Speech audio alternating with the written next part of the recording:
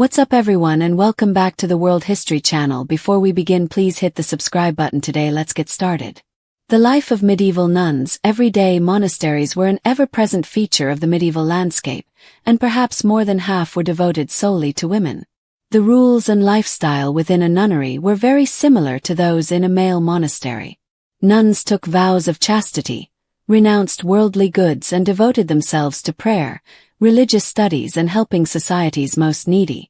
Many nuns produced religious literature and music, the most famous amongst these authors being the 12th century CE Abbess Hildegard of Bingen. Nunneries, origins and developments. Christian women who vowed to live a simple ascetic life of chastity in order to honor God, acquire knowledge and do charitable work are attested to from the 4th century CE if not earlier, just as far back as Christian men who led such a life in the remote parts of Egypt and Syria. Indeed, some of the most famous ascetics of that period were women, including the reformed prostitute Saint Mary of Egypt c. 344 c. 421 CE, who famously spent 17 years in the desert. Although at first they continued to live their own individualistic lives and only gathered for services, ascetics eventually began to live together in communities.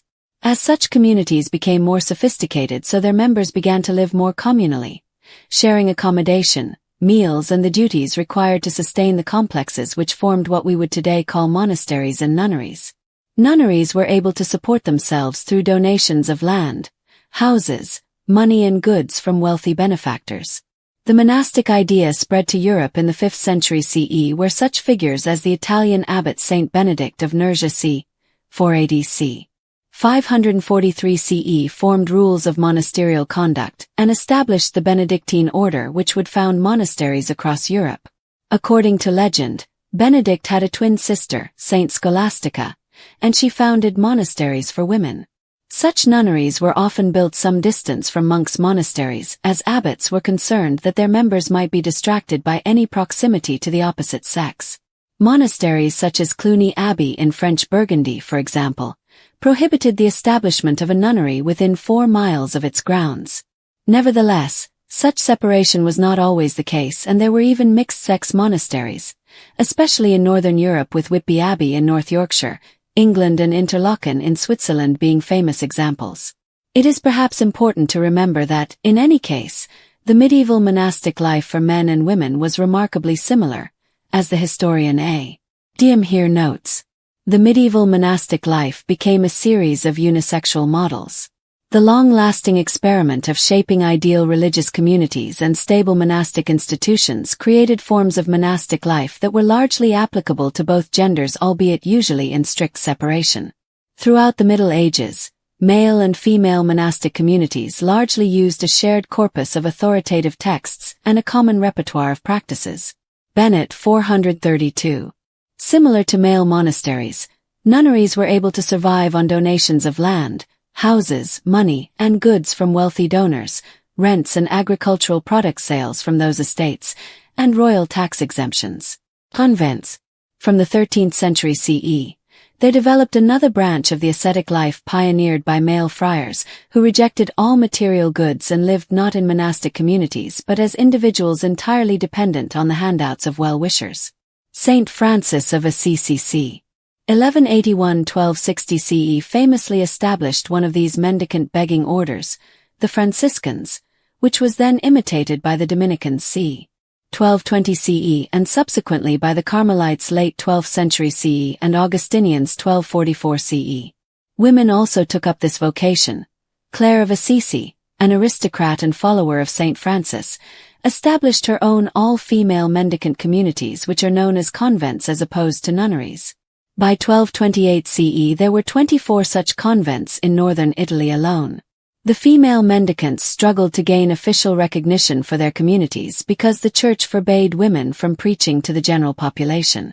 In 1263 CE, though, the Order of St. Clare was officially recognized with the proviso that the nuns remain inside their convents and follow the rules of the Benedictine order. Monastic buildings. A female monastery had much the same architectural layout that a male monastery had, except that the buildings were laid out in a mirror image. The cloister, which surrounded an open space and contained the majority of the important structures like the church, the refectory for communal meals, kitchens, accommodation, and study areas, remained the complex's center. There might also be accommodation for pilgrims who had traveled to see the holy relics the nuns had acquired and looked after, which could be anything from a slipper of the Virgin Mary to a skeletal finger of a saint. Many nunneries had a cemetery for nuns and another for lay people, men and women who paid for the privilege of being buried there after a service in the nuns' chapel. Nuns are recruited.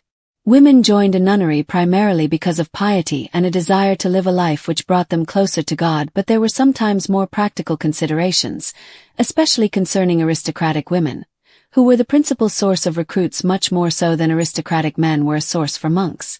A woman from the aristocracy, at least in most cases, really had only two options in life: marry a man who could support her or join a nunnery. For this reason, nunneries were never short of recruits, and by the 12th century CE they were just as numerous as male monasteries. Young girls were sent by their parents to nunneries in order to gain an education, the best one available. Because the family had so many daughters that marrying all of them was unlikely, young girls were sent to nunneries by their parents in order to receive the best education available to girls in the medieval era. An oblate is a girl who can become a novice trainee nun in her mid-teens, and then take vows to become a full nun after about a year. A novice could also be an elderly person who wants to enroll in order to prepare themselves for the next life before it's too late, or retire in peace and security. Lay nuns also existed in nunneries, just like in male monasteries. These lay nuns performed essential labor duties and led slightly less austere lives than full nuns.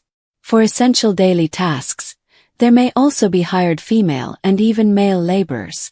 Rules in daily life. While the Benedictine order's rules were generally followed by the majority of nunneries, the stricter Cistercians from the 12th century CE were an exception. Nuns generally followed the set of rules that monks had to, but some codes were written specifically for nuns, and sometimes these were even applied in male monasteries. The nuns were led by an abbess who had absolute authority, and who was often a widow with some experience of managing her deceased husband's estate before she joined the nunnery. The abbess was assisted by a prioress and a number of senior nuns obedientaries who were given specific duties. Unlike monks, a nun, or any woman for that matter, could not become a priest, and for this reason services in a nunnery required the regular visit of a male priest. Virginity was an integral requirement for a nun in the very early medieval period because physical purity was considered the only starting point from which to reach spiritual purity. However, by the 7th century CE, and with the production of such treatises as Aldhelm's on Virginity c. 680 CE, it was recognized that married women and widows could also play an important role in monastic life, and that having the spiritual fortitude to live an ascetic life was the most important requirement of vowed women. As a sign of her abstinence from material possessions and distractions, a nun was expected to dress simply. The long tunic was typical attire, with a veil to cover all but the face as a symbol of her role as a bride of Christ. The veil hid the nun's hair, which had to be kept cut short. Nuns could not leave their nunnery, and contact with outside visitors, especially men, was kept to an absolute minimum. Even so, there were cases of scandal, such as in the mid-12th century CE at the Gilbertini Wotton Abbey in England, where a lay brother had a sexual relationship with a nun and, on discovery of the sin, was castrated, a common punishment of the period for rape, although in this case the relationship seems to have been consensual. A nun had a daily routine that was similar to that of a monk. She had to go to various services throughout the day and pray for people outside the nunnery, especially for the souls of donors. Generally, the power of a nun's prayer was regarded as equally efficient in protecting one's soul as a monk's prayer was. In addition, the nuns spent a lot of time reading, writing, and drawing, especially small devotional books, prayer compendiums, guides for religious contemplation, treatises on the significance and relevance of some nuns' visions, and musical chants. As a result, a lot of nunneries built impressive libraries, and many of the manuscripts weren't just for internal use. They were also shared with priests and monks and even loaned to local laypeople. Hildegard of Bingen, a German Benedictine abbess, was one of the most prolific of these writers, writing between 1098 and 1179 CE. Unlike monks, nuns performed tasks of needlework such as embroidering robes and textiles for use in church services. The art was no trifle, as at least one medieval nun was made a saint because of her efforts with a needle. Nuns gave back to the community through charitable work, especially distributing clothes and food to the poor on a daily basis and giving out larger quantities on special anniversaries. Lacock Abbey in Wiltshire, England, founded in 1232 CE by Ella, Countess of Salisbury, for example, gave out bread and herrings to 100 peasants on each anniversary of the founder's death. Besides giving out alms, nuns often acted as tutors to children. They looked after the sick, helped women in distress, and provided hospice services for the dying. Nunneries thus tended to be more closely related to their local communities than male monasteries were, and nunneries were often actually part of urban settings and less physically remote places. Consequently, nuns were perhaps much more visible to the secular world than their male counterparts. The life of medieval nuns every day in devotion and duty.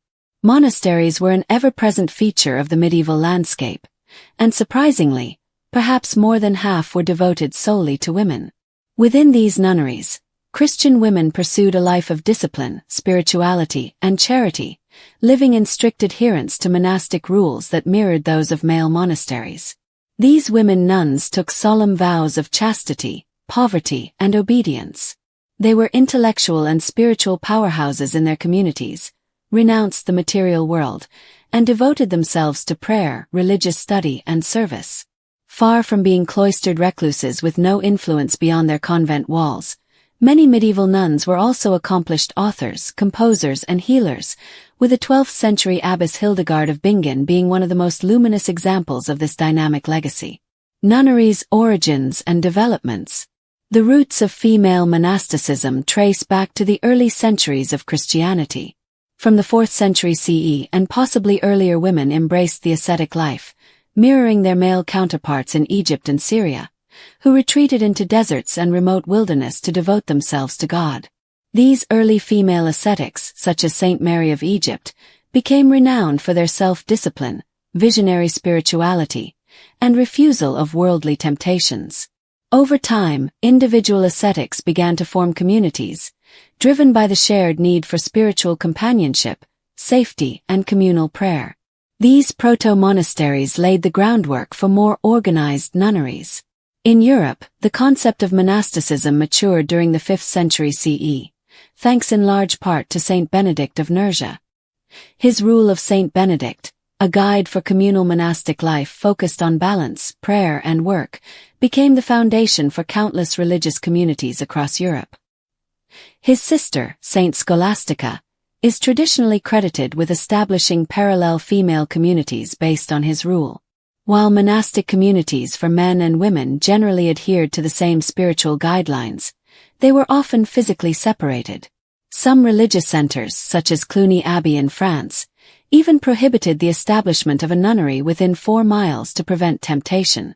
Nevertheless, mixed-gender institutions existed, particularly in Northern Europe. A more integrated model of worship and communal living was demonstrated at locations like Whitby Abbey in England and Interlaken in Switzerland. DM, a historian of monasticism, aptly observed that the medieval monastic life evolved into a unisexual model where male and female communities operated under nearly identical codes and expectations, albeit strictly separated in most cases. The core practices, daily cycles of prayer, community labor, manuscript copying, and self-denial were the same, underlining the deeply spiritual commitment shared by all monastics. Support and sustenance. Nunneries were largely self-sustaining institutions, made viable through a combination of donations, land endowments, agricultural output, and royal patronage.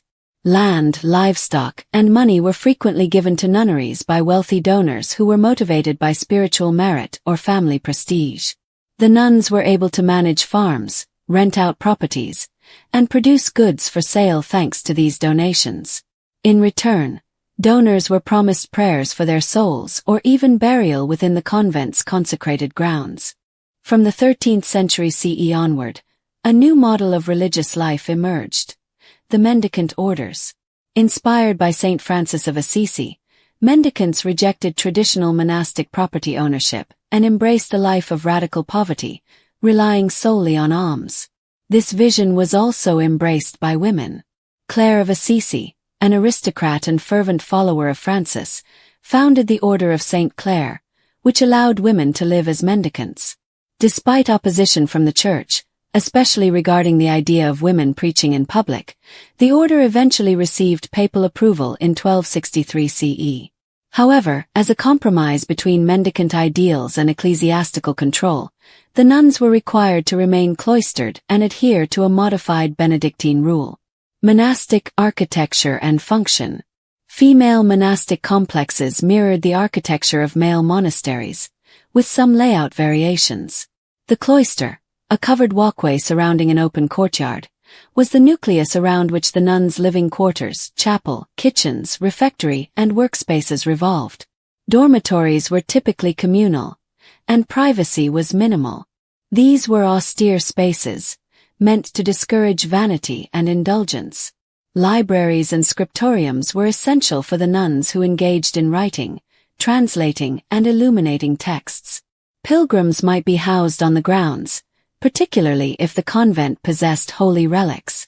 Cemeteries were typically located within or just outside the complex, with separate plots for nuns and laypeople who paid for the privilege of burial in sacred soil.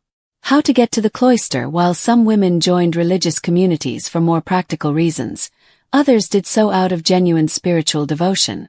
Aristocratic women, in particular, had limited life choices: marriage or the cloister. Families with multiple daughters often found it advantageous to place one or more in a nunnery, where they would be well cared for, educated, and bring spiritual honor to the family name. As a result, nunneries were rarely short of candidates, and by the 12th century CE, female monastic institutions were as numerous and influential as their male counterparts. Girls were often entered into a convent at a young age as oblates, receiving the best education available to women in the medieval world. Around adolescence, they might become novices, training under senior nuns before taking final vows. Occasionally, older women joined later in life, seeking spiritual preparation for death or a peaceful retreat from the secular world. Convents also included lay sisters who did not take full religious vows but assisted with labor-intensive tasks such as cooking, cleaning, and gardening. These women could move around more freely and lived lives that weren't as strict. Rules and daily routine. The Benedictine rule, which emphasized a life of prayer and work, was followed by the majority of nunneries. The daily schedule was strictly regulated, beginning in the early hours before dawn with the first prayers of the day. The divine office or services that nuns attended throughout the day included matins, lauds, prime, terce, sext, nun, vespers, and compline. In between they worked, whether in the garden, kitchen, scriptorium, or infirmary. Abbesses, often widowed noblewomen with managerial experience, held supreme authority within their communities. They made sure that the rules were followed and that the community ran smoothly with the help of prioresses and obedient aries, who were senior nuns with administrative responsibilities. Because women were barred from the priesthood, outside male priests were necessary to perform the Mass and other sacraments. This dependency occasionally created friction, as powerful abbesses sought to maintain the autonomy of their houses. Contributions to culture and education. Nunneries were centers of learning and culture. Within their walls, literacy flourished. Music was made, religious texts were copied, original theological works were written, and classical education was kept alive by nuns. Hildegard of Bingen, an abbess and polymath, stands as a shining example. She wrote extensively on theology, natural science, and medicine, composed ethereal liturgical chants, and even corresponded with emperors and popes. Other educated nuns published devotional poetry, illuminated manuscripts, and chronicles that reached far beyond the confines of their convent. Through their writings and correspondence, nuns influenced religious thought, challenged clerical authority, and shaped medieval intellectual life.